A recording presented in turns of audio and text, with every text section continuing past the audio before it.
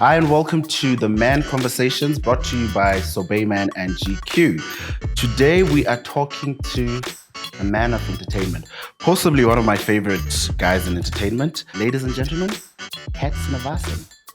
Hey. Hey. How are you? Nobody's clapping. How are you doing? I'm very well, thank you. How are you doing? I'm really, really good. Were you surprised to know that you're one of my favorite? Because I do know we have a lot of banter between the two of us off camera. I mean, this moment is so incredible for me. It's the old GQ editor and the new GQ editor. Rest. So, how have you been? Very well, actually. Do you know, the last time we spoke was during the lockdown. That was terrible. So, we're in a good space now. I can genuinely say I'm good. Yeah. So, you're the first and only E-entertainment host in Africa, correct? Not only anymore, but you know, first doesn't get erased. But I'm not the only E-Africa host anymore. We have new hosts, we have new vibes, and it's been exciting to welcome everybody to the family. But when we think E-entertainment Africa, at least for me, we think Cat. How has that journey been for you? Initially, to be on E-entertainment was my dream, and I think one thing I learned about achieving your dreams and your goals is that once you get there, you're like, oh wow, the attainability of it will literally steer you to the next biggest venture. So it's been incredible to achieve something that I've wanted to achieve. I didn't even know how I'd become an e-host, but the fact that I achieved that was incredible for me. But we've moved on from it just being a goal to trying to diversify the brand. That's where I am right now. And speaking of diversifying, I was telling you off camera earlier that you were on a show, a local telenovela. How did that come about? So they had been asking me for a very long time. I think it was before the lockdown, actually, that I got a call to be on the telenovela. But I was so skeptical about... Why? I believe in preservation. So I'm an artist at heart. I started doing art when I was 10 years old. Okay. And I'm so true to the form of what I do. Yeah. And I believe in preservation. So everything that I'm doing now, it's all like a little bit of a delay because, you know, we're all like, by the time I'm 30, I want to be doing something. But like once you're 30, you're like, oh, I was a kid. And things don't work out the way they're supposed to. So the telenovela was something I've always wanted to do, but I just didn't think it was the right time. But because you kind of have to surrender to the process. So I ended up doing it. And it actually, like, I lost nothing from it.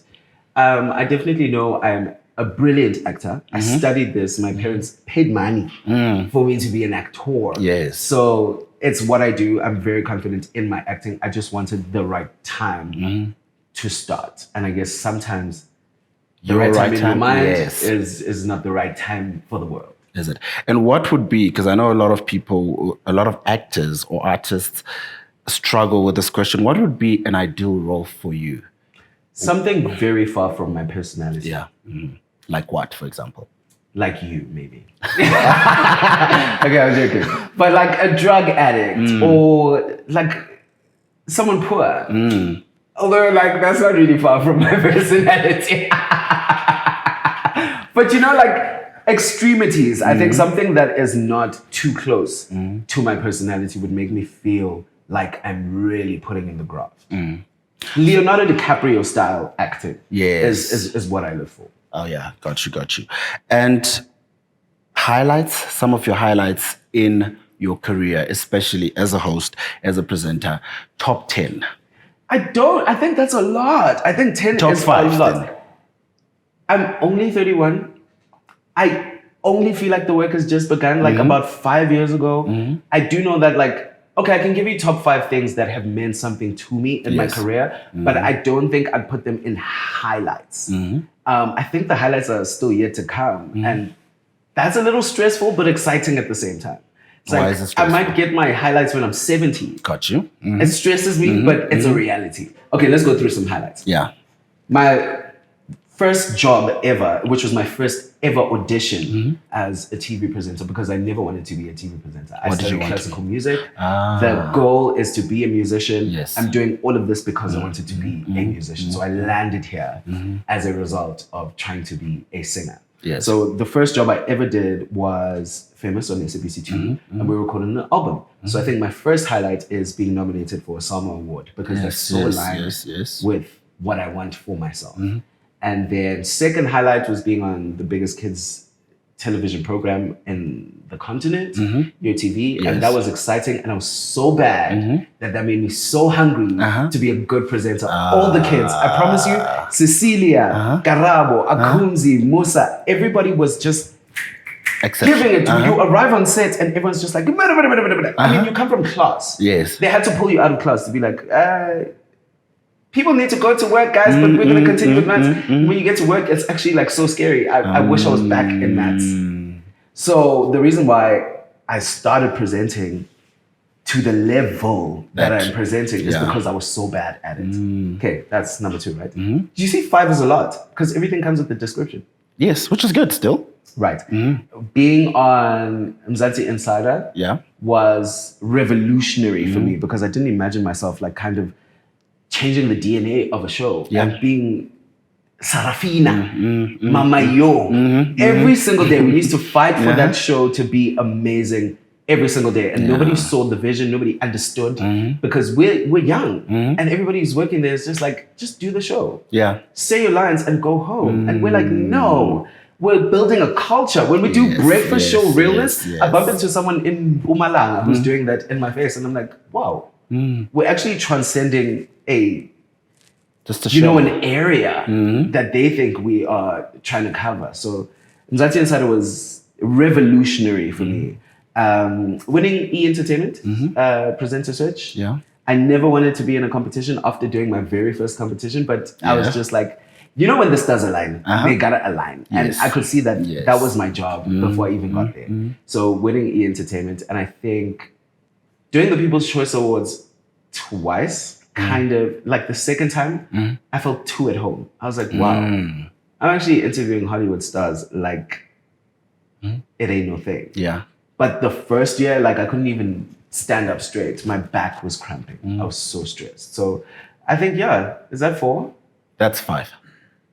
Oh, at number 6, just a bonus, being the new editor of GQ. Thank you so much, guys. And your personal style, right, is... I love your personal style.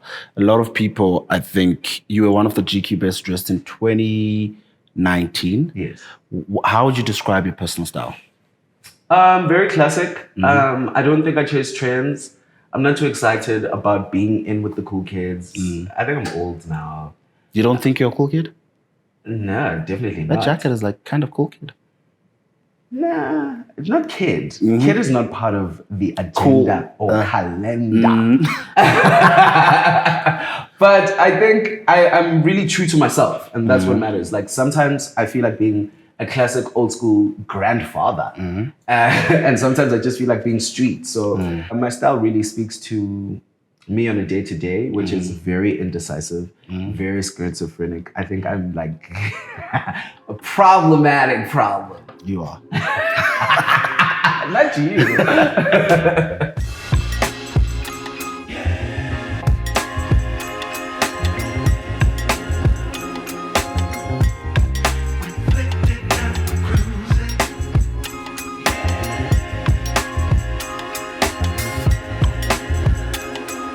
Are you a full body grooming guy? Absolutely.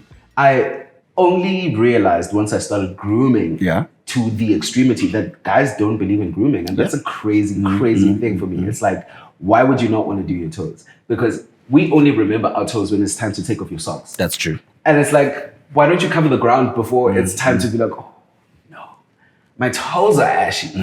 So it's just crazy to me. It's just like, manicures and pedicures are all things that are not defined as masculine. And it's like, then we need to redefine masculinity. Yeah, I think there's a redefinition of masculinity. Right? Because taking care of yourself is as masculine as you can be. I actually think it's not masculine to not take care of yourself. My favorite grooming is a haircut. I have... How many haircuts? In a week. Yeah. It depends on what I'm doing. Okay. But ideally, like once a week is the norm. But if like I'm shooting a show and I have to be in continuity, I could literally go for a haircut every single day. Also, a lot of guys don't know that you're not supposed to feel pain when you're getting a haircut. So if your barber is tsiparing you with that machine, like you need to make a plan. Yes. It's not the right thing. You're not supposed to have scars after your haircut. Some people are afraid of getting a haircut because it's painful. Because it's not supposed to be like that. Yeah, no. Once a barber, if I feel any kind of pain, I'm just like, okay, stop. Right? And that guy, I'm just like, stop. No, you're not supposed to be in pain at all. But I remember when I used to get the 5 rand, before Sorbet was live, the 5 rand at the corner, and you're just feeling that machine eating into your skin. You walk out with some blood on your face. It's like, whoa, I actually come from war. And I understand why guys are just like, I'm going to groom when I have to. But also, I think the most important thing about grooming is preparation. So if you do it in advance, you won't have to do the upkeep every single time. It's like, wash your face with products. Don't just use a sunlight bar. Yeah, that's true, actually. Yeah. And who inspires you? So personally, who inspires you and in terms of your career? So personally, inspiration is my mom. She's like so... You love your mom. With it. Like, I never... Like, it doesn't get old to be like, wow. I'm always just like, wow, mom. You're an only child, right? Yes. Yes. I guess. That's why I spend a lot of time with my mom. But she cleans the house every day. I think that's iconic. It's like you... come from work to sweep? No, like you haven't been home. But, you know, just like the way she's settled into her personality, how it is so important for her to be her is something that I take away from her. It's just like, I genuinely believe in existing in your truest form. And that's something I take away from my mother. Some of the artists that inspire me are more true to themselves than anything. So I love Lenny Kravitz. He is an icon to me, especially because he transcends years. And that's what's important. It's just like, whether you're 50 or 16, be who you are. And Lenny Kravitz is iconic. Tom Ford is one of the incredible guys. I like masculinity. I think it's just a thing for me. So the gentlemen who embrace their masculinity while not being toxic. Exactly. Not being toxic and conforming to the norms, because I think Lenny Kravitz, according to many typical African men, is not that masculine. But I think his identity is the most masculine thing to me. Tom Ford, who, you know, has done so much, is ideally not that masculine, but that masculinity that you tap into when you're being your authentic self is really what I love. Wizkid also, just because he's doing so amazing. Yeah. Top 5 grooming tips. Number So you one, can look here into this camera to tell. don't give me a camera. You know we're going to start a problem right now.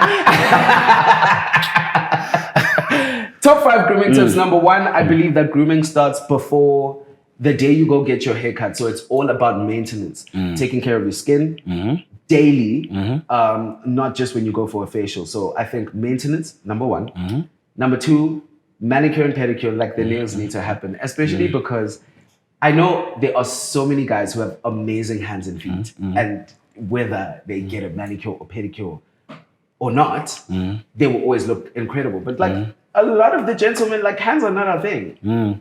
And you can make it your thing just by taking care of them, right? Haircut, imperative. Like, even if you have an afro, like you need to trim that thing. You know what I mean? Even if you have dreadlocks, you need to chisel down that hairline, get it together. So haircut, very important. I think make sure you take care of your body. Yeah. You know what I mean? How often do you work out? But you're like a rugby player. You can't be like... 4 to 5 times a week, but I haven't done that lately. Is that bad? You look like... good. No, because I'm trying to remember, like, because I've been too busy to be that consistent. So now, I mean, 4 to 5 is a lot. Yeah, it is. A minimum of 3 times. 3 times a week. Do you know, workout, and working out does not mean the gym. A lot of people think working out is going to the gym. I mean, you can do it at home. Yeah. It can take you 30 minutes in your day, 30 minutes that you would spend on the couch.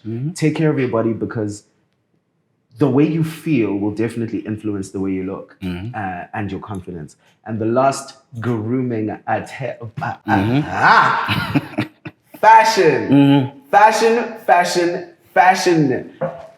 Wear what suits your body, wear what makes you comfortable. Let's not conform to what everybody is doing. So because everybody is wearing a bomber and a trucker cap and these big boots, we shouldn't all be doing that. Yeah, if you're a classic guy, go ahead, wear your white shirt, plain black pants, and like just a loafer. But always dress for yourself. Yeah. Never ever dress according to trends, because that's where it falls apart. That's where you stop looking like you know what's going on, to be quite honest. Cool. And what's your dream for yourself? Did you say cool? Yes. Supposed to say, I love that. That's incredible. That's incredible. That's amazing. Palatable intelligence. How are you this person? What's my dream for myself? When it comes to career, I have 2 dreams for myself. My first dream, which is my biggest dream, is to create a better life for my family. I think that's why I work every single day, just so that we can live in a mansion with everybody. I want to pull everybody out of Soweto and do amazing for them. Yes. But in terms of my own career, I definitely want to be international. I don't want to be local in any country. So like people say, let's go overseas, but you could be local in Texas. Yes. Do you know what I mean? No. Yes. I want to be international, which means a global scale. And one thing I want to do, because I work on preservation, is to unleash my talents the way I've planned to. I definitely want to go out swinging, for sure. Yeah. I don't want to not do music. I don't want to not create.